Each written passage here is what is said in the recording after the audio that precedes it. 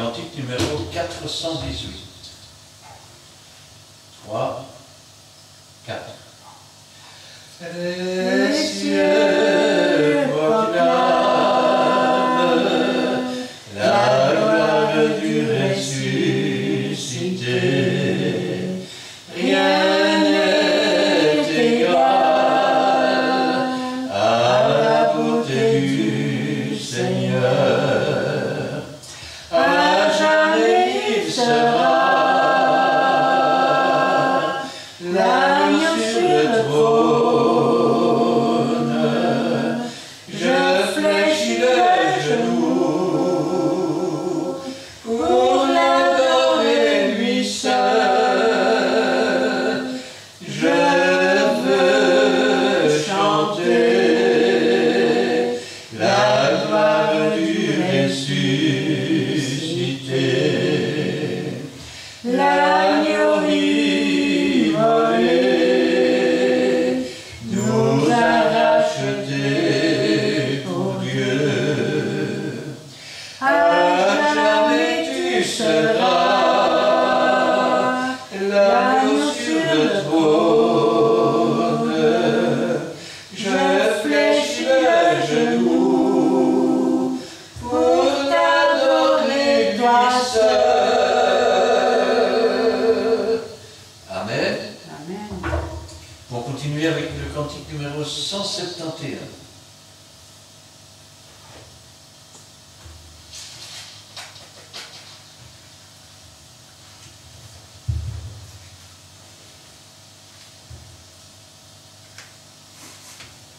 Trois,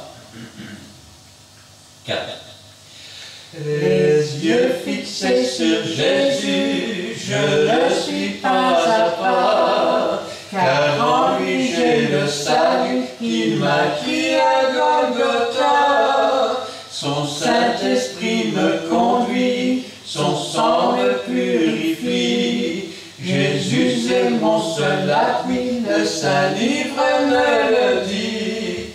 Avec Jésus pour ami, quels que soient les chemins, je sais ma vie sauvée par lui, et la mort m'est un gain. Les yeux fixés sur Jésus, je ne suis pas à pas, car en lui j'ai le salut, et bientôt il reviendra.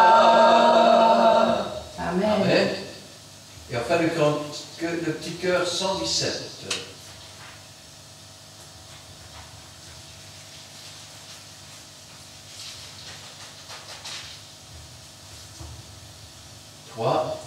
4, 16.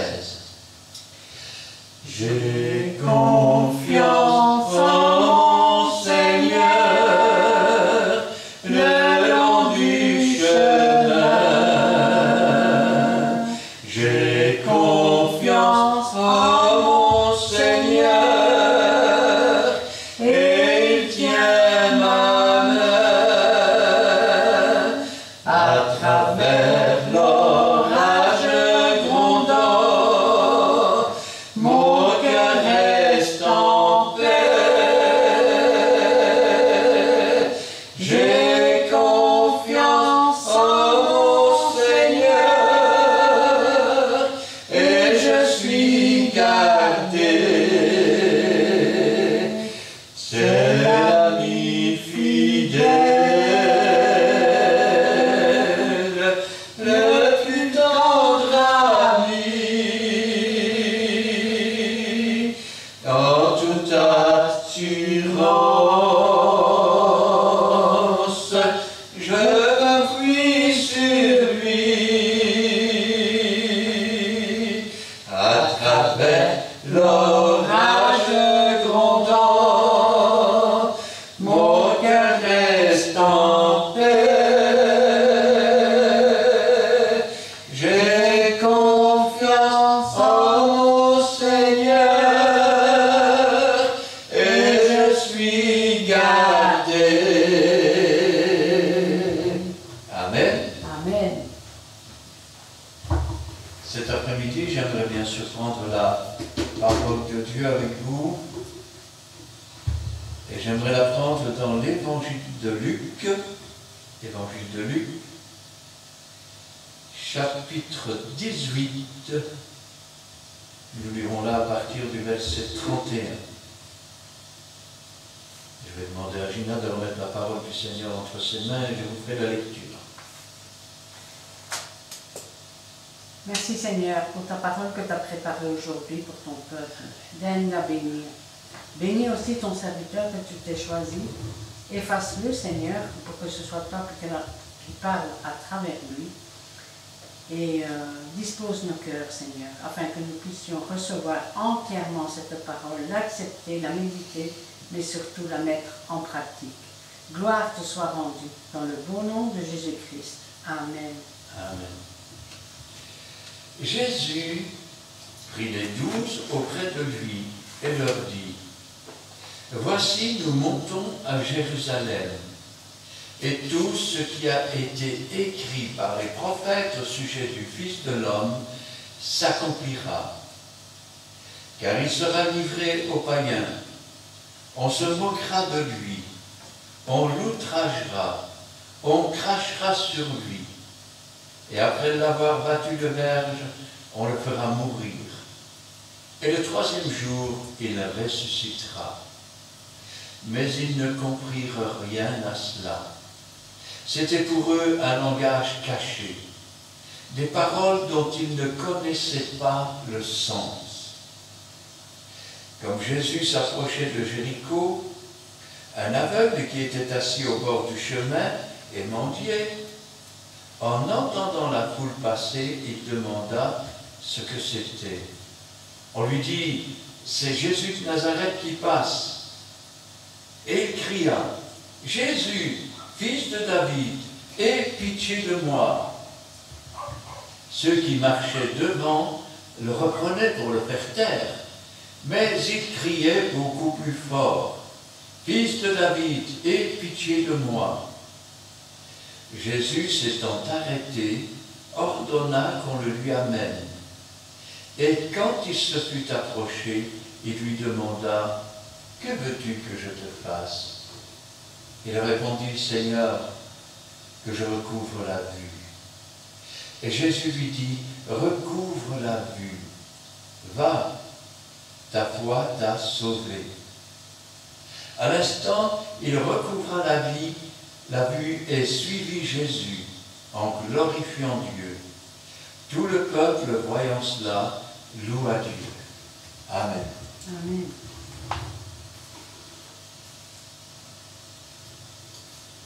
C'était des instants où Jésus prenait autour de lui ses disciples parce qu'il avait des choses à leur dire. Mais voilà, ces choses, il s'en ressouviendrait plus tard, mais sur l'instant, cela ne percutait pas dans leur esprit. Cela n'avait aucune incidence parce qu'ils ne comprenaient pas et qu'ils ne pouvaient pas comprendre. C'est une grande leçon de la Bible. Il est impossible aux hommes de se sauver. Et je pourrais aller plus loin. Il est impossible aux hommes de comprendre. Vous pouvez lire la Bible, ou même l'Évangile, être ému devant une belle histoire, et même avoir les larmes qui coulent devant cette belle histoire. Mais ça ne reste qu'un livre, ça ne reste qu'une histoire. Ça ne reste que des mots écrits sur du papier. Pour comprendre, il faut plus que l'intelligence d'un homme. Il faut plus que la science d'un homme. Il faut l'Esprit de Dieu. C'est pourquoi d'ailleurs, après sa résurrection, Jésus va souffler son esprit sur eux afin qu'ils comprennent les Écritures. Pour l'instant, ils étaient comme des enfants. Et vous me direz, des enfants qui sont quand même nommés, qui ont reçu, je vais dire, des pouvoirs. Et pourtant, il reste des enfants sous l'entendement de la parole de Dieu. Jésus prit les 12 auprès de lui et leur dit, « Voici, nous montons à Jérusalem. Il n'est pas convenable qu'un prophète meure ailleurs qu'à Jérusalem. » D'ailleurs, les 2 derniers prophètes, les 2 témoins de Dieu, les 2 oliviers, les 2 chandeliers, mourront à Jérusalem, là où le Seigneur a été crucifié. Voici, nous montons à Jérusalem, et tout ce qui a été écrit par les prophètes au sujet du Fils de l'homme s'accomplira. Tout ce qui a été écrit. Alors, ils ne comprennent pas parce que c'est vrai qu'à l'époque, il n'y a pas l'évangile de Matthieu, de Marc, de Luc, ni les Épîtres, ni le livre de l'Apocalypse, ni le livre des Hébreux, ni les lettres envoyées aux Corinthiens. Il n'y avait pas le livre de Jude. Mais il y avait l'Ancien Testament.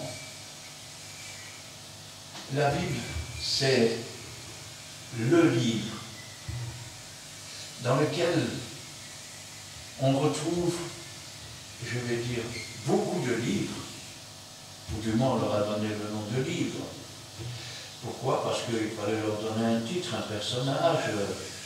C'est ainsi que nous avons le livre d'Ésaïe, de Jérémie, d'Ézéchiel, de Daniel, d'Osée, de Joël, d'Amos, d'Abias, de Michée. Nous avons le livre des juges. Nous avons les livres que l'on dit être de Moïse. Je dis bien que l'on dit. Parce que moi, quand je lis un texte et que je dis Dieu dit à Moïse et à Aaron, ou Dieu dit à Moïse, va trouver. Si c'est Moïse qui l'avait écrit, il aurait dit Dieu m'a dit d'aller trouver Aaron. Alors, ils ne comprennent pas tout ce qui a été écrit. Et je vous invite d'ailleurs à ce sujet à lire le psaume 22. Vous verrez que là, on nous dit qu'ils ont percé ses mains, qu'ils ont percé ses pieds, qu'une bande de serra rôde autour de lui, des taureaux de Basan. Ils secouent la tête, c'est-à-dire ils sont là devant la croix.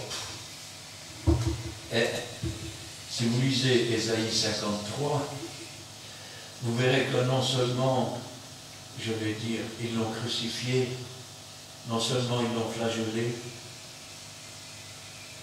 mais qui l'a reconnu? Qui a cru en cela? Il a dû, quelque part, rendre ce qu'il n'avait pas appris. Il a dû souffrir pour des choses qu'il n'avait pas commises, car il était l'agneau qui ôte le péché du monde et qui prend sur lui la punition de nos péchés. Amen. Jésus dit, nous montons à Jérusalem, et tout ce qui a été écrit par les prophètes au sujet du Fils de l'homme s'accomplira. Voici ton roi, il vient sur un ânon, le petit d'une ânesse, car il sera livré aux païens. Alors, je vais vous dire franchement, je n'aime pas trop le mot païen, bien que ce soit écrit dans toute la Bible. Pourquoi? Parce que le mot païen est un dérivé du mot paysan. Vous savez déjà, les gens qui cultivent la terre, pour une raison que j'ignore, parce que c'est eux qui nourrissent la planète finalement, mais ils ont toujours été maltraités dans l'appellation. Par exemple, au Moyen-Âge, on les appelait les cutéreux. Puis on les a appelés les paysans. Et quand un élève à l'école ne travaillait pas bien ou était mal vêtu, on lui disait un paysan. Je préférerais dire les inconvertis. Frère, vous parlez du peuple juif. Je parle de gens qui ne sont pas convertis à Dieu. Je parle de gens qui n'ont pas reconnu la voix du Seigneur. Car il sera livré aux inconvertis, appelés païens. On se moquera de lui. on se moquera de lui. Vous savez, bien des prophètes, dans leur lamentation ou dans leur psaume, on dit « il se moque de moi ». Rappelez-vous toujours que nous devons nous réjouir lorsque nous sommes persécutés, lorsque nous sommes outragés. Amen. Car c'est ainsi qu'on a traité les prophètes qui étaient avant nous. À condition, bien sûr, que ce ne soit pas pour nos méfaits. On se moquera de lui. On l'outragera. Dis-nous qui t'a frappé, prophète. Alors ils avaient mis une couronne sur sa tête, ils avaient recouvert son visage, et ils frappaient avec un bâton sur sa tête. Ils lui donnaient des coups de poing. On crachera sur lui. Ils ont craché dans son visage. Et si vous lisez ce qui est dit de lui dans l'Ancien Testament,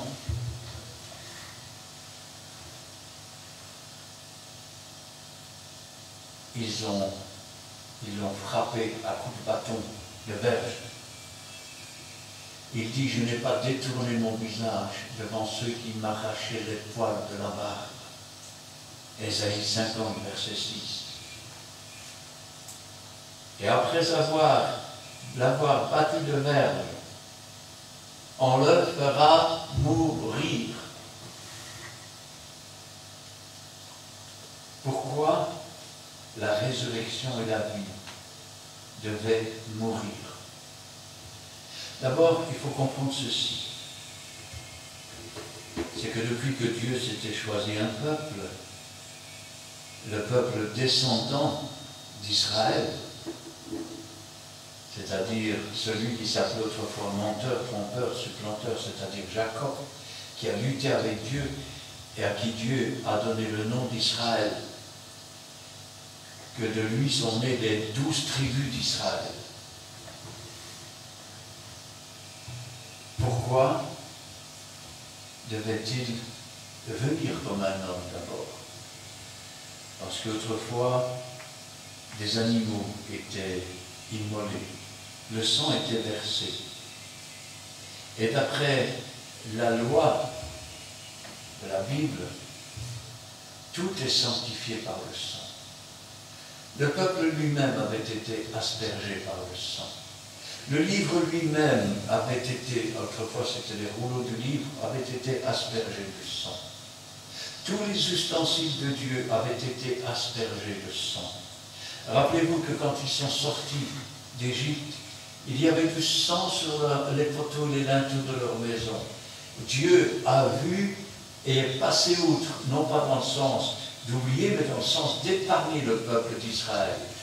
Et passer outre dans ce sens-là, ce mot se traduit par Pâques. Alors, Christ, c'est notre Pâques. Parce que chaque fois que les animaux étaient immolés, les péchés étaient simplement couverts. Mais il fallait renouveler sans cesse le sacrifice.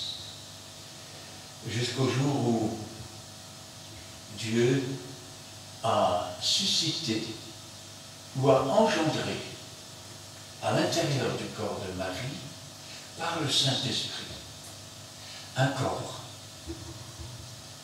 C'est d'ailleurs pour cela que dans les passages de l'Ancien Testament, il est dit que son ventre était poli. C'est pour ça qu'il nous est dit qu'il est le second Adam. Il est le second homme qui ne soit pas né avec un cordon ombilical. Le premier, c'était Adam. Il a été tiré de la poussière de la terre. Le second, c'était Jésus.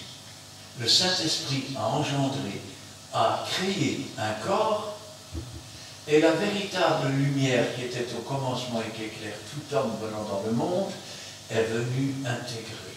En sorte que, au niveau du corps, il était parfaitement homme. Au niveau de sa personnalité, il était parfaitement Dieu. Si maintenant vous voulez acheter un pain, vous devez payer la valeur qui vaut un pain. Pour racheter un homme, il faut un homme.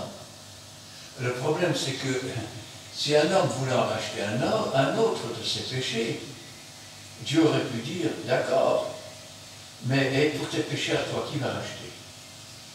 Il fallait qu'il soit sans tache, il fallait qu'il soit sans défaut, il fallait qu'il soit pur. Rappelez-vous que la vie est dans le sang et que le sang impur dégrade la vie. C'est pourquoi le salaire du péché, c'est la mort. Et Jésus-Christ devait ainsi se charger de la punition de tous nos péchés, mais lui-même ne devait pas être un pécheur.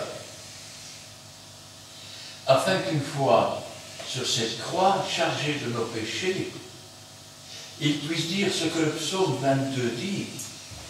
Sur la croix, il a dit « Eloi, Eloi, lama sabachthani ».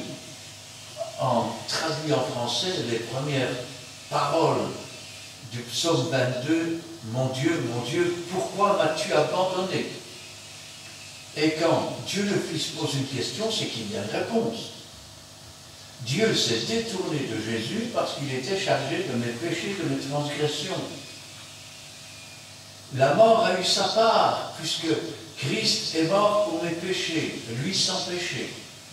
Il est descendu dans les encres de la terre, dans le Sheol, dans la Géhenne.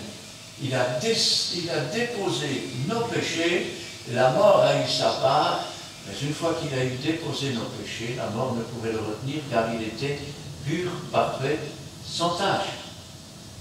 Ainsi, une fois pour toutes, le sacrifice a été fait. C'est pourquoi il est dit aussi, Dieu a tant aimé le monde qu'il a donné son Fils unique. Nous pourrions traduire l'autre nom. Dieu a tant aimé le monde qu'il donne un unique Fils, n'en donnera pas d'autre, afin que quiconque croit en lui ne périsse pas, mais qu'il ait la vie éternelle. Amen. Ainsi donc, après l'avoir battu de verge, on le fera mourir. Alors, ces gens pensaient qu'il était mort et bien mort, que c'était fini. Mais rappelez-vous ce que Jésus avait dit. Un jour, ils avaient demandé un miracle. Jésus connaissait leurs pensées, connaissait leur cœur. Et il leur a répondu, il ne vous sera donné d'autre miracle que celui de Jonas, le prophète Jonas.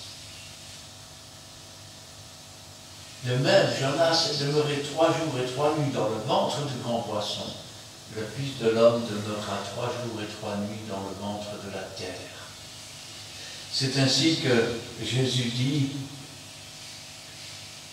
après l'avoir battu de verge, on le fera mourir. Et le 3e jour, il ressuscitera. Alors, vous savez, il y a toujours une chose qui m'a choqué dans le français, parce que, en principe, si on dit ressusciter, il devrait y avoir un accent studieux. Si je le lis maintenant, je dirais ressusciter.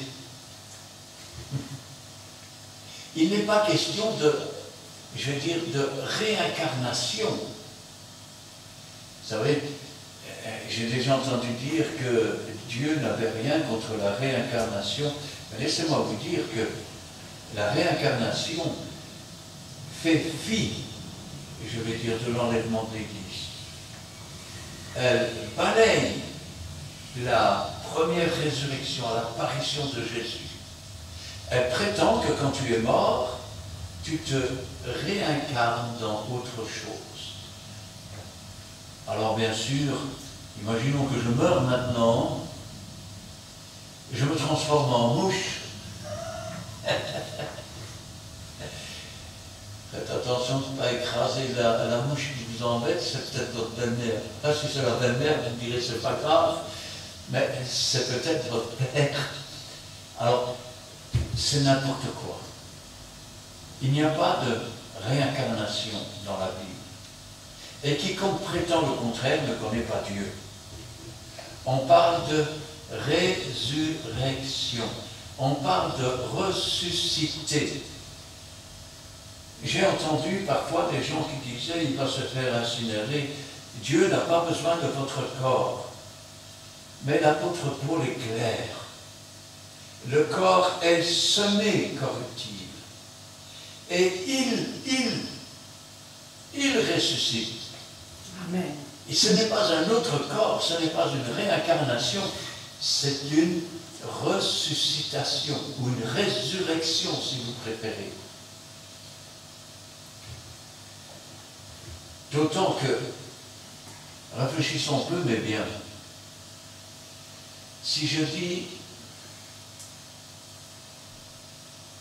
résurrection, ressusciter, ressusciter, il s'agit d'une chose, vous savez, c'est un peu comme le potier qui prend l'argile, il commence à faire la base et puis c'est raté. Il reprend le même argile et il ressuscite un vase. Il refait un vase. Dieu va ainsi nous donner des corps glorifiés. C'est-à-dire que la chair et le sang n'hériteront pas le royaume des cieux. Vous savez, chez les témoins de Jéhovah, la vie est dans le sang, donc tu ne donnes pas de sang. Je ne suis pas non plus pour, je vais dire, pour la transfusion de sang, d'organes, et tout ce que vous voulez, c'est votre problème, mais ne mêlez pas Dieu à ça. Ne mêlez pas Dieu à ça. Parce que si la vie est dans le sang n'est pas la vie. Le sang n'est pas la vie. La preuve, c'est que la chair et le sang n'hériteront pas le royaume des cieux. Et pourtant, celui qui a la vie, c'est celui qui connaît Jésus. Amen. C'est Jésus, la vie et la résurrection. Alors, il est facile d'accepter que Jésus verse son sang pour nous sauver, et difficile d'accepter de verser son sang pour sauver quelqu'un d'autre. D'autant qu'il est marqué dans la Bible que si quelqu'un perd sa vie pour sauver celle d'un autre, il la retrouvera. Mais si quelqu'un sauve sa vie et laisse perdre celle de l'autre, il la perdra. Alors, le troisième jour, il ressuscitera. C'est au point qu'ils vont faire garder son tombeau jusqu'au petit matin, où l'ange a roulé la pierre avec le bout de sa lance, où les gardes sont devenus tout blancs comme morts, tremblants et se sont sauvés en courant. Jésus est ressuscité le troisième jour. Mais ils ne comprirent rien à cela. Ils se sont dit, mais de quoi il parle? Je vais essayer de vous faire comprendre quelque chose. Il y a deux choses dans la Bible qui sont importantes. La première, pour comprendre la Bible, c'est l'Esprit de Dieu. C'est faire de l'orgueil ne sert à rien et dire, ouais, mais moi je sais bien, ça ne sert à rien parce que Dieu a fait ses orgueils. Il faut savoir être humble et dire, Seigneur, je ne connais rien, je ne sais rien, j'ai tout à apprendre. Donne-moi ton esprit pour comprendre la parole de Dieu. Amen. Ça, c'est la première chose qu'il faut, le Saint-Esprit. Et la deuxième chose qu'il faut, c'est la foi. La foi, c'est-à-dire la confiance dans ce que Dieu dit. Pourquoi? Parce que quand j'aurai toute la foi jusqu'à transporter les montagnes, si je n'ai pas l'amour, c'est-à-dire si l'amour de Dieu n'est pas répandu dans mon cœur par le Saint-Esprit, car Dieu est amour, cela ne sert à rien. Je suis comme une caisse vide qui fait du bruit, une cymbale. Nous avons besoin du Saint-Esprit et de la foi. Le troisième grand problème, c'est un problème mortel. Mon peuple se meurt. Et se meurt, manque de connaissance. Mais avez-vous lu la suite de la phrase? Il dit, parce que tu as rejeté la connaissance. Comment se fait-il que aucun d'entre eux n'ait jamais lu que le Messie doit être crucifié. Ils ont percé mes mains, ils ont percé mes pieds. Ils tirent au sort mes vêtements. Non, ils tirent au sort ma tunique, ils se partagent mes vêtements. Il prolongera ses jours. C'est marqué dans la Bible. David lui-même avait dit au sujet de l'enlèvement du Seigneur dans les airs, mon Seigneur a dit à mon Seigneur, assieds-toi à ma droite jusqu'à ce que je fasse de tes ennemis ton marchepied. Mais ils ne comprirent rien à cela. Alors, lire la Bible, demander l'Esprit de Dieu et avoir confiance dans ce que Dieu dit. Alors tu verras que le mystère de Dieu n'est pas, comme on dit dans certaines congrégations, il est grand le mystère de Dieu. Non, non, non, non, non, non, non, non. Dieu nous dit tout. Amen. Dieu ne ment pas. Amen. Les hommes flattent, ils sont comme des renards à côté du corbeau parce qu'ils voudraient bien avoir le fromage. Dans beaucoup d'églises, les chrétiens sont un peu trop flattés. Du coup, ils lâchent les fromages. Et le pasteur a beaucoup de fromage.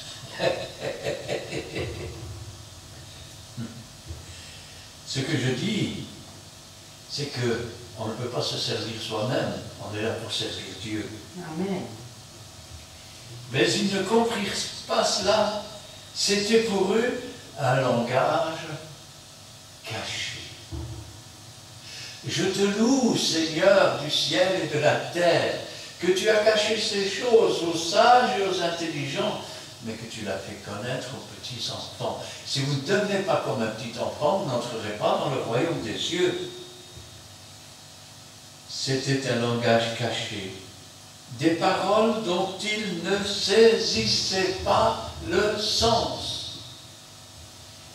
Ils ne pouvaient pas en saisir le sens. C'est pourquoi, après la résurrection, il nous est dit que Jésus a soufflé son esprit sur eux pour qu'ils comprennent les Écritures, pour qu'ils puissent faire le rapprochement.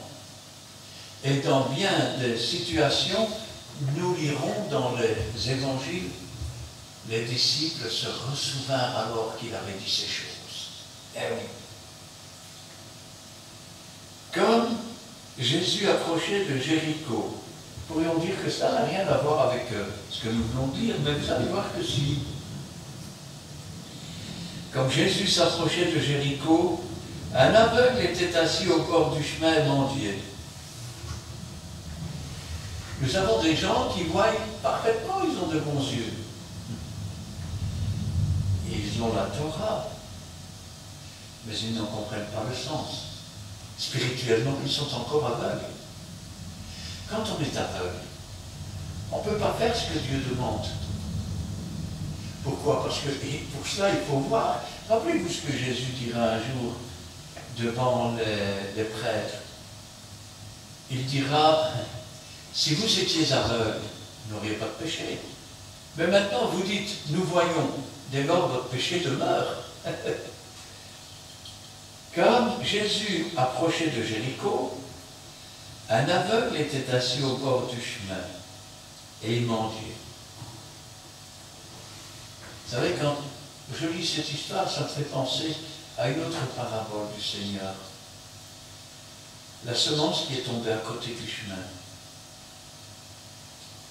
C'est la parole qui est tombée et puis les oiseaux viennent la dévorer. Les oiseaux, c'est qui? C'est des oiseaux du ciel.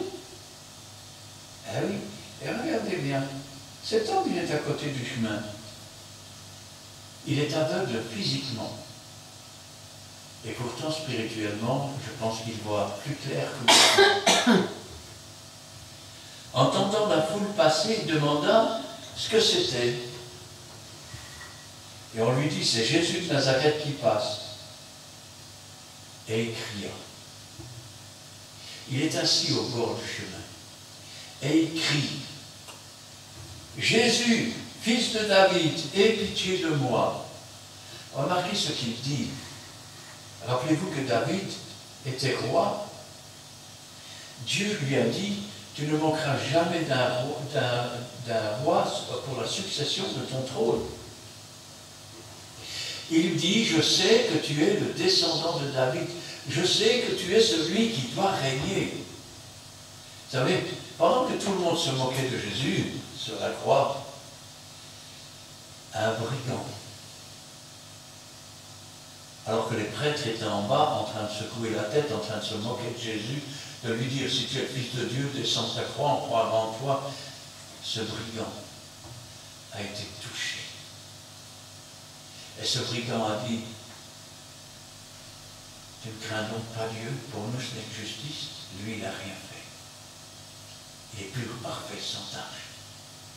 Puis il s'est tourné vers Jésus et lui a dit, souviens-toi de moi. Il savait que Jésus allait mourir sur cette croix. À mon avis, tout ce qu'il avait vu, entendu, lui a rappelé tout ce qu'il avait lu dans les rouleaux du livre. Le Saint-Esprit rappelle les paroles du Seigneur. Et il dira, souviens-toi de moi lorsque tu viendras dans ton règne. Et Jésus lui a dit, aujourd'hui même, pas dans 100 ans, pas dans 200 ans, pas après plusieurs réincarnations, il lui a dit aujourd'hui même, tu seras dans le paradis, dans le jardin de Dieu. Eh oui.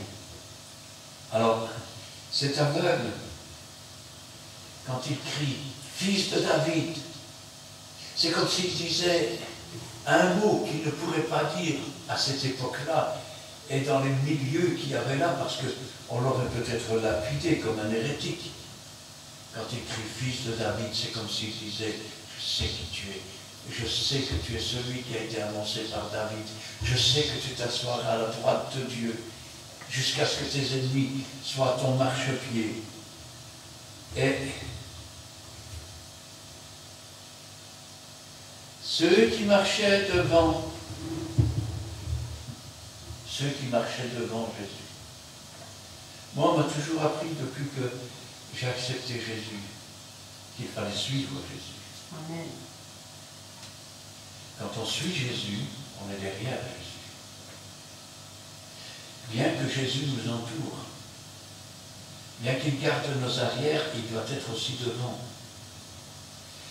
Si vous venez avant Jésus, et je peux vous dire qu'il y en a beaucoup qui sont venus avant Jésus. Et oui, avant que Jésus ne se manifeste. Ils viennent vous parler de Jésus, mais ce n'est pas le Jésus de la Bible.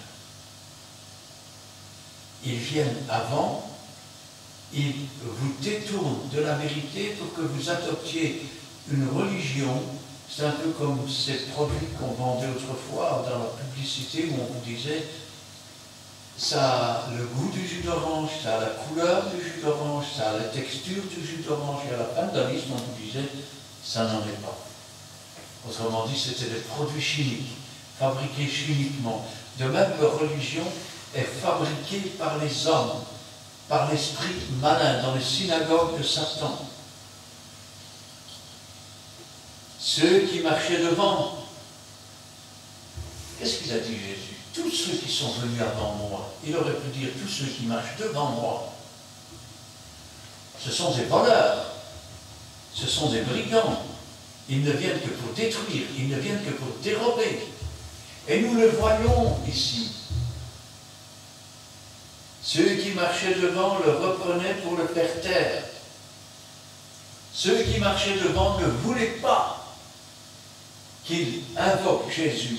Ils ne voulaient pas qu'il appelle Jésus. Ils étaient comme les oiseaux, ils essayaient de manger la semence qui avait été mise en cet homme. Cet homme qui criait de tout son cœur, « Fils de David, aie pitié de moi, Fils de David, aie pitié de moi. » Et les autres disaient, « Tais-toi, tais-toi, qu'est-ce que tu fais? Tu te prends pour qui? T'es qu'un mendiant, t'es rien du tout. Pourquoi Dieu aurait besoin de toi? » La voix du diable. Vous savez, un jour, je suis arrivé chez une femme, elle pleurait. Elle pleurait parce que l'oiseau était passé pour manger la graine. Et elle disait, Dieu ne m'aime pas. Je sais pourquoi tu dis ça, ma soeur. Dieu ne m'aime pas, je vous dis. Et pourquoi tu dis que Dieu ne t'aime pas? Je le sais, c'est dans la Bible. Je dis, comment tu le sais, c'est dans la Bible? Alors dis-le-moi. Dieu n'a jamais guéri une possue, voilà. Il n'y a pas de possues dans la Bible, il n'y a pas de possues qui sont guéries. Et je lui ai dit, il y avait une femme courbée depuis 38 ans. C'était une fille d'Abraham et Jésus était venu exprès là près d'elle. Elle était courbée, elle avait une bosse dans le dos, elle ne pouvait pas se redresser. C'est Satan qui la tenait comme ça. Mais Jésus l'a redressée et Jésus l'a guérie. Amen. Quand je pense à cela, je dis Seigneur. Et cet homme, il ne va pas se laisser décourager, mais il va crier encore plus fort. Les brebis du Seigneur, ceux qui ont reçu la semence, entendent la voix du Seigneur. Elles ne vont pas écouter la voix de l'étranger qui vont dire « Ouais, non, tais-toi, laisse tomber ». Elles ne vont pas entendre cette voix-là. Il y a beaucoup de chrétiens aujourd'hui qui entendent cette voix-là. N'avez-vous jamais vu, n'abandonnez pas vos assemblées comme c'est la coutume de quelques-uns. Amen. Jésus s'étant arrêté. Jésus s'arrête. Et voilà maintenant qu'il ne parle pas à ceux qui sont devant, mais il parle à ses disciples, à ceux qu'il a choisis. Et il leur donne un ordre. Il dit, s'étant arrêté, ordonna qu'on lui amène. C'est un ordre. Jésus a dit, allez par toutes les nations, faites des disciples, enseignez-leur tout ce que je vous ai enseigné, baptisez-les au nom du Père, du Fils et du Saint-Esprit. Jésus ordonne qu'on lui amène. Oh, je n'ai pas le temps. Aujourd'hui, il faut que je fasse cela. Il te faudra bien prendre le temps de mourir un jour. Tu sais ça? Et le jour où le fil de ta vie sera coupé, il faudra que tu te présentes devant Jésus. Il ne faudra pas dire, ah, si j'avais su, ce sera trop tard. Aujourd'hui est le jour du salut. Cherchez l'Éternel pendant qu'il se trouve. Cet homme a cherché l'Éternel pendant qu'il se trouvait, pendant qu'il était possible de le trouver. Il ne s'est pas laissé décourager par des on dit, par un tel a dit ça, et l'autre a dit ça. Il a crié au Seigneur. Amen. Il y a un seul nom qui a été donné par lequel nous puissions être sauvés, à savoir Jésus-Christ. Je vais vous dire, les pasteurs avec qui j'ai travaillé, même il y a 30 ans d'ici, presque 40 ans, c'est pas eux qui m'ont sauvé. Le frère qui est venu me parler de Jésus, c'est pas lui qui m'a sauvé. L'un sème, l'autre arrose. Mais celui qui est important, c'est celui qui fait croire. J'ai un frère qui m'a dit, je ne savais pas qu'il y avait, il a écrit cela comme commentaire, je ne savais pas qu'il y avait une hiérarchie. Alors laissez-moi vous dire que Moïse est un ouvrier dans la moisson, comme Paul, Pierre, Jacques. Et je ne peux pas dire je suis de Moïse, je suis de Jacques, je suis de Jean, je suis de Pierre. Qu'est-ce que Pierre, qu'est-ce que Jean, qu'est-ce que Jacques? Des ouvriers par les moyens desquels vous avez cru. L'un sème, l'autre arrose. Et ils font ce que Dieu leur a demandé. Amen. Mais celui qui est quelque chose, c'est celui qui sauve, c'est celui qui délivre. Il n'est pas un ouvrier dans la moisson, il est Dieu le Fils. Amen.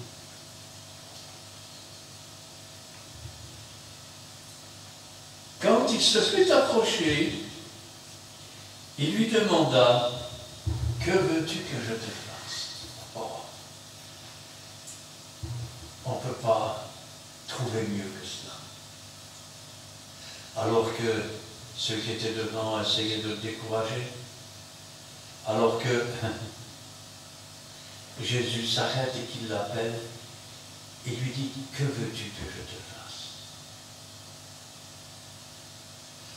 de sa réponse va dépendre son éternité et son avenir. Il aurait pu dire, parce que je devienne riche. Il aurait pu dire, fais que je trouve une femme, que je trouve un mari. Il aurait pu dire, fais que je trouve une maison. La Bible dit, cherchez le royaume et la justice de Dieu, et toutes choses vous seront données en plus. Toutes choses, sans exception. Il a dit que je recouvre. Cet homme a perdu la vue. Peut-être était-il sur le chemin. Combien aujourd'hui se sont écartés du chemin, sont à côté du chemin et ont perdu la vue du plan de Dieu. Quand Dieu parle, ils sont comme ses disciples. Ils ne comprenaient pas de quoi il leur parlait. Ils ne voyaient pas ce qu'il voulait dire. Forcément, pour le voir, il faut voir.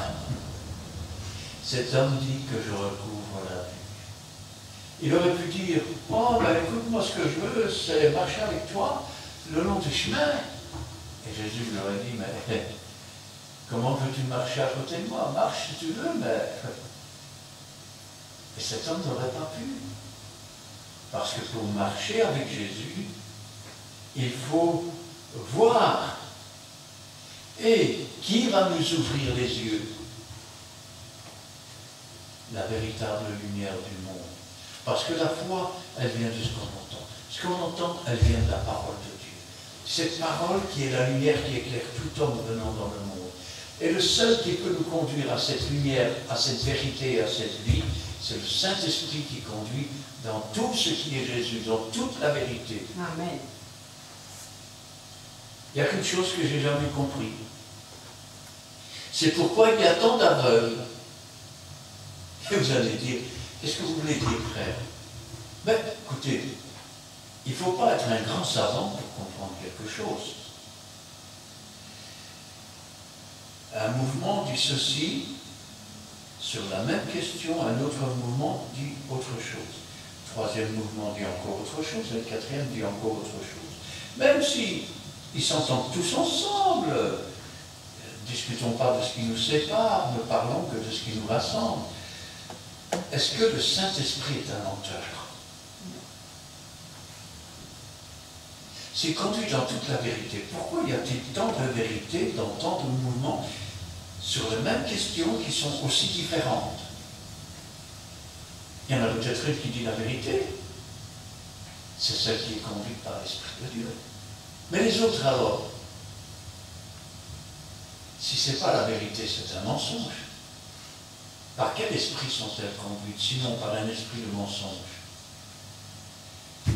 Peut-être sont-ils aveugles, peut-être sont-ils à côté du chemin, peut-être sont-ils comme les disciples, l'Esprit de Dieu n'est pas soufflé sur eux, et donc ils ne comprennent rien à ce qu'on leur dit ou à ce qu'ils lisent. C'est grave ce que je dis, mais c'est la vérité, c'est la vérité. Qu'est-ce qu'il a fait cet aveugle? Il a crié à Jésus. Crié à Jésus. Vous savez, cette question, c'est une question fondamentale. Un jour, je me la suis posée. J'ai dit, Seigneur, il y a quelque chose qui ne va pas. Ton esprit conduit dans toute la vérité. Et pourtant, voilà, il y en a un qui dit ça, il y en a un qui dit ça, il y en a un qui dit ça, ils se contredisent tous. C'est là que j'ai compris. J'ai compris que je ne savais rien. J'ai compris que j'avais tout à apprendre. J'ai compris que je ne pouvais faire confiance à aucun homme. J'ai compris que le seul homme en qui je peux avoir confiance, c'est celui qui ordonne au vent, qui ordonne à la mer. C'est celui qui, je veux dire, change les ténèbres en lumière. C'est celui qui brise les fers, qui brise les chaînes, qui renvoie libre les opprimés. celui qui publie une année de grâce, et le Saint-Esprit qui l'accompagne. Que veux-tu que je fasse, que je te fasse? Il répondit, Seigneur, que je retrouve la vue, que je retrouve la vue. Tant qu'il y a de la vie, il y a de l'espoir. Tant que le blasphème contre le Saint-Esprit n'a pas été prononcé, il y a de l'espoir. Vous ne pouvez pas vous appuyer sur un homme. On ne s'appuie pas sur un roseau qui est brisé, sinon vous allez vous blesser la main. On ne peut s'appuyer que sur Jésus-Christ lui-même. Son véritable nom est écrit sur sa cuisse lorsqu'il reviendra sur son cheval blanc, livre de l'Apocalypse. Fidèle et véritable. Et véritable. Rappelez-vous toujours que s'il y a un véritable, il y en a un qui ne l'est pas. Et s'il ne l'est pas, il vous incombe de grandir dans la connaissance de la parole de Dieu. Arrêtez de dire, mais je vérifie si tout ce que je m'enseigne est de la parole de Dieu. Non, vous ne vérifiez pas. Vous reprenez le passage à la maison, vous lisez, oui, le pasteur a dit ça, ah oui, ça c'est, et le pasteur a dit ça, ah oui, ça.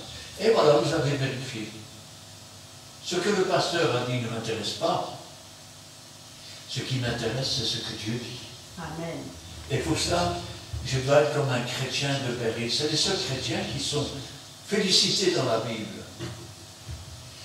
Parce qu'ils vérifiaient, vous entendez? Ils se méfiaient.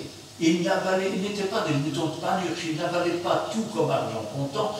Ils vérifiaient si tout ce qu'on leur enseignait était conforme à la parole de Dieu. Y a-t-il une hiérarchie dans l'Église? Ben oui. En tête vont les chanteurs, ensuite ceux qui jouent les instruments, et ensuite les jeunes filles qui battent les tambourins. Oh, c'est dans la Bible, monsieur. Jésus, s'étant arrêté, ordonna qu'on le lui amène. Et quand il se fut approché, il lui demanda, « Que veux-tu que je fasse ?» Et je répondis, « Seigneur, que je retrouve la vue. » Pardon? Psaume 68, 28, 27. Ah, Psaume 68, 28, 27. En tête vont les chanteurs. En tête vont les chanteurs. Ensuite, ceux qui jouent les instruments. Oui. Et puis les jeunes filles avec des tambourins. Et Jésus lui dit, qu'est-ce qu'il va lui dire? Il va lui dire, mais écoute, tu sais, il ne faut pas t'en faire, Dieu n'aura qu'à se contenter de ça.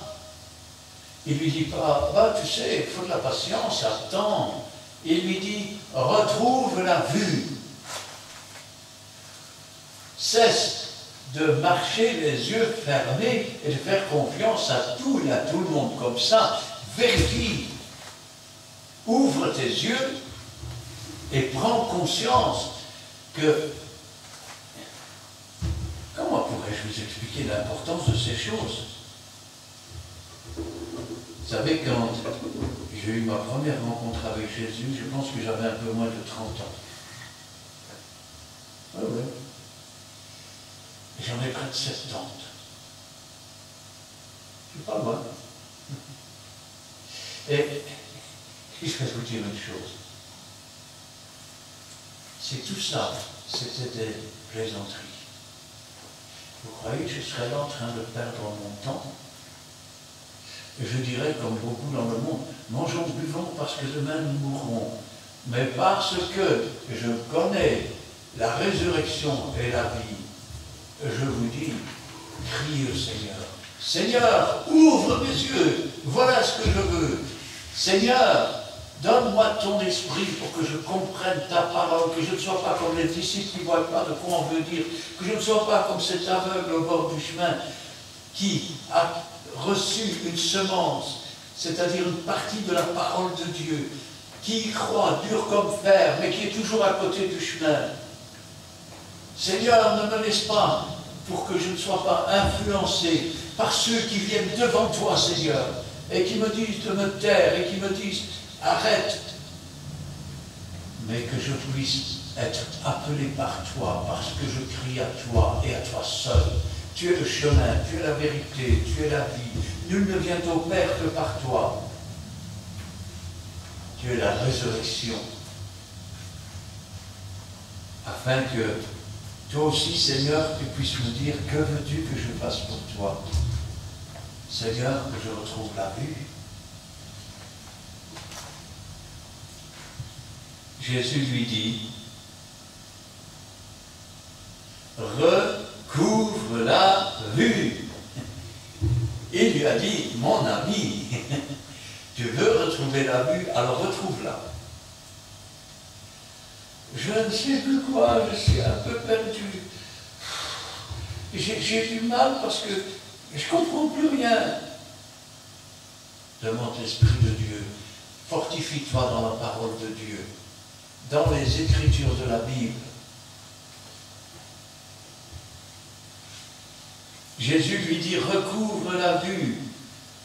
Ta foi t'a sauvé. Ta foi, ta confiance. Tu ne t'es pas laissé détourner par les hommes qui voulaient te décourager, par les hommes qui ne voulaient plus que tu élèves la voix vers Dieu. Tu as continué, tu as persévéré. Et quand un malheureux crie, l'Éternel entend. Mais il ne se contente pas d'entendre, il le délivre de ses tourments. Il lui a ouvert les yeux. Il lui a dit, recouvre la vue. C'est un commandement qu'il dit. Retrouve la vue. Rappelez-vous cet aveugle qu'il a envoyé au réservoir de Siloé. Avant de l'envoyer, il a pris de la terre. Il a craché dessus. Il a enlevé de la boue. Comme on prend la poussière du monde, et puis on crache dessus. Ça devient de la boue. Mais il fallait mettre cette boue,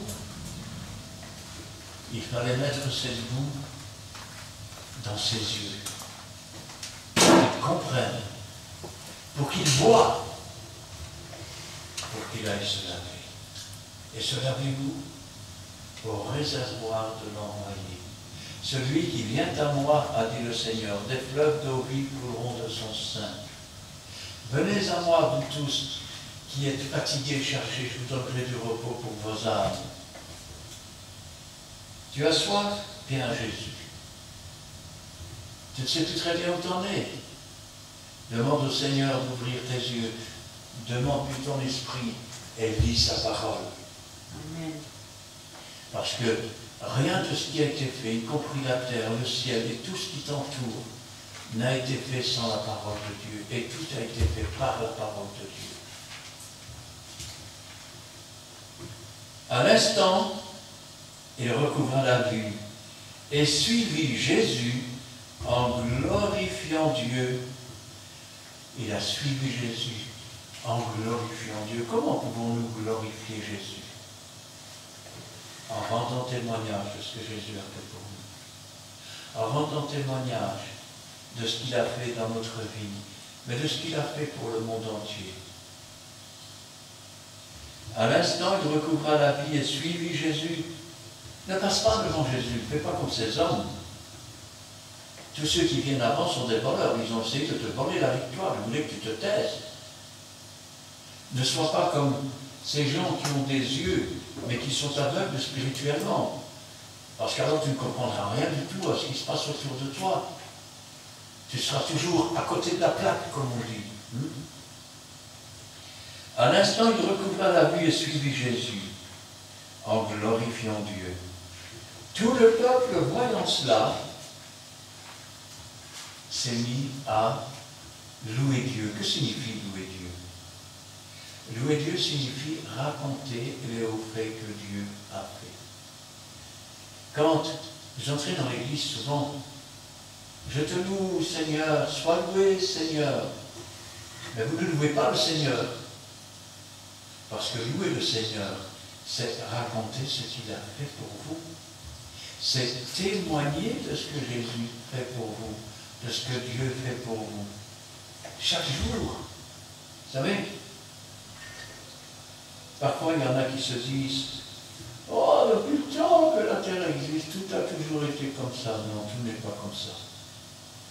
Et nous entrons dans les temps difficiles. Dites-vous bien que chaque jour, quand vous ouvrez les yeux, c'est un miracle. Parce que Dieu ne tarde pas à venir. Mais si vous ouvrez les yeux, vous êtes encore vivant, ça veut dire que Dieu prend patience. Que Dieu ne tarde pas. Parce qu'il veut que vous parveniez, c'est sa volonté. Il veut que vous parveniez à la connaissance de sa parole.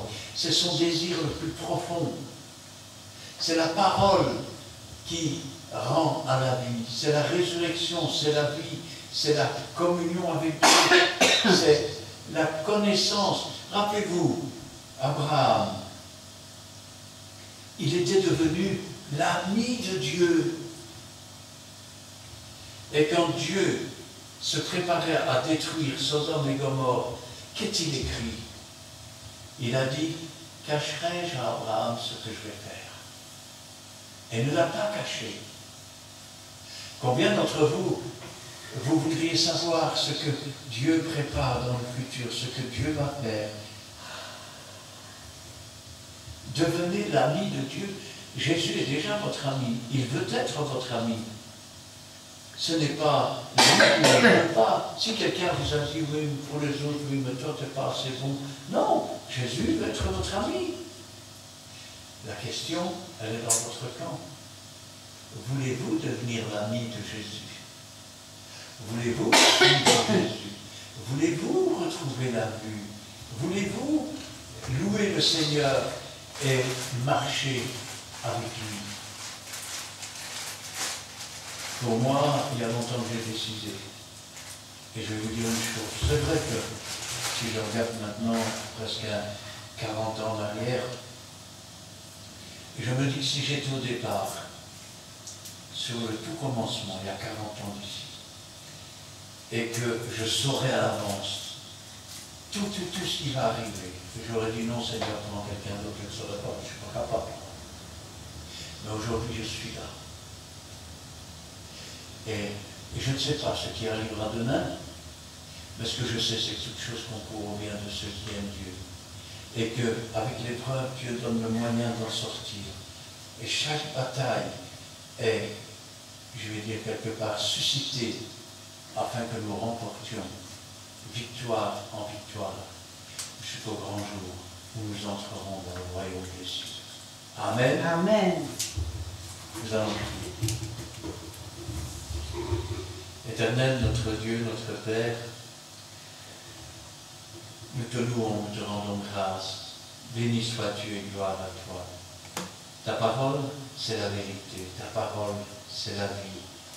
Et la révélation de tes paroles est claire. Elle ouvre nos yeux, Seigneur. C'est pourquoi nous te remercions. Parce que sans toi, nous serions toujours dans les ténèbres. Sans toi, nous serions toujours dans la boue du péché. Sans toi, Seigneur, nous serions toujours perdus. Nous serions destinés à descendre dans le séjour des morts, il y a des pleurs, des grincements de dents. Mais tu es venu à notre rencontre. Tu as entendu nos cris, nos pleurs, nos souffrances, et tu es descendu pour nous délivrer. Tu as renvoyé libre l'opprimé, tu as brisé les fers, tu as brisé les chaînes. Tu as fait de nous des enfants de Dieu. Non pas selon nos capacités, mais selon ta propre volonté, ton propre esprit, ta propre puissance, selon ta propre parole. Tu nous as donné cette possibilité. Non pas que nous l'ayons mérité, Seigneur, car nous ne méritons rien, mais en toi nous avons tout reçu. C'est pourquoi, Seigneur, nous voulons nous incliner devant toi. C'est pourquoi, Seigneur, nous voulons te remercier pour tout ce que tu as fait dans notre vie, jour après jour. Nous voulons te remercier, Seigneur, pour chacun de ces instants où toi-même tu étais à nos côtés, Seigneur, où toi-même tu es intervenu. Et pour chacun de ces instants que tu as encore préparés, afin, Seigneur, que nous répondions à ton ordre, afin, Seigneur, que nous accomplissions les choses que tu as préparées avant la fondation du monde pour chacun d'entre nous, et qu'ainsi ton beau et puissant nom soit glorifié. Gloire au Père, gloire au Fils et gloire au Saint-Esprit. Amen. Amen. Merci Seigneur pour ta présence et ton amour. Merci pour ta parole d'aujourd'hui. Parole à travers laquelle tu parles à ton peuple. Tu nous rappelles que sur la croix du Calvaire, tu as tout accompli. Toi, Seigneur, qui es venu sur cette terre, non pas pour nous juger, mais pour nous sauver. Tu n'as pas regardé à la noirceur de notre péché, mais tu nous as tendu une main secourable et tu nous as lavés et sauvés dans le sang de l'agneau. Gloire te soit rendue, ô mon Dieu, car tu es un Dieu merveilleux. Tu as fait de nous, Seigneur, tes enfants. C'est un don merveilleux d'être appelé enfant de Dieu, de faire partie de ta famille. Donne-nous, Seigneur, d'y accéder, Seigneur, avec zèle et amour, et de participer, Seigneur, à ce que tu nous demandes, Seigneur, en faisant ta volonté, en mettant en pratique, Seigneur, ta parole qui est vraie, qui est une norme sur notre sentier. Et donne-nous, Seigneur, de te rester fidèle dans les petites choses comme dans les grandes choses, et de croire en toi, Seigneur, d'avoir confiance en toi, Seigneur, car comme tu le dis dans ta parole, ce que tu as accompli jadis pour l'aveugle de Jéricho, que tu l'as guéri, que tu as recouvré la vie, tu peux encore le faire aujourd'hui, Seigneur, car tu es toujours le même, hier, aujourd'hui, éternellement. Nous recherchons le grand miracle, Seigneur, mais chaque matin, quand nous ouvrons les yeux, c'est une grâce de ta part, car tu es là, près de nous, Seigneur, prête à venir en aide, Seigneur, à nous protéger, Seigneur, et à nous conduire toujours sur le bon chemin. Merci, Seigneur, pour tout, Seigneur. Donne-nous, Seigneur, de persévérer sur ce chemin, de prier sans cesse pour nos amis, nos ennemis, bénis-les abondamment, Seigneur, mais aussi pour tous ceux, Seigneur, qui nous haïssent, Seigneur, tous ceux qui nous veulent du mal aussi, Seigneur. Toi, Seigneur, tu peux écraser, Seigneur, les pièges que l'ennemi peut nous tendre, au nom puissant de Jésus-Christ, Seigneur. Donne-nous, Seigneur, de nous laisser guider par toi, ô Dieu Tout-Puissant, par toi, Jésus-Christ, par toi, Saint-Esprit, et d'agir comme tu le demandes. Interviens pour toutes tes demandes de prière et les cas spéciaux qui montent au trône de ta grâce. Interviens, Seigneur, pour toutes les familles représentées, pour tous ceux, Seigneur, qui souffrent dans ce monde et tous ceux qui s'attendent à toi. Merci, Seigneur, pour tout ce que tu feras. Dans le beau nom de Jésus-Christ. Amen. Amen. Et bien, nous terminerons avec le cantique numéro 105.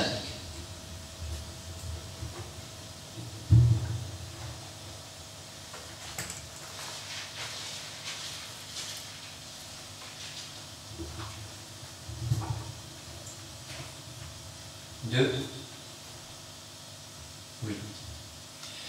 Il est le Dieu de mon salut, il est le Dieu de ma délivrance, un Dieu d'amour, un Dieu d'espérance.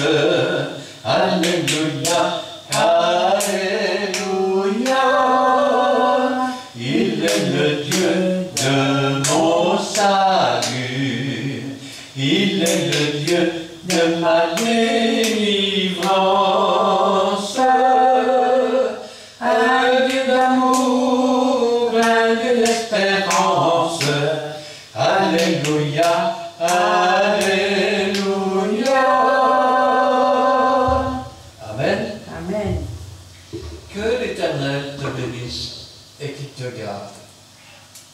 Que l'Éternel fasse luire sa face sur toi et qu'il t'accorde sa grâce. Que l'Éternel tourne sa face vers toi et qu'il te donne la paix. Amen et Amen.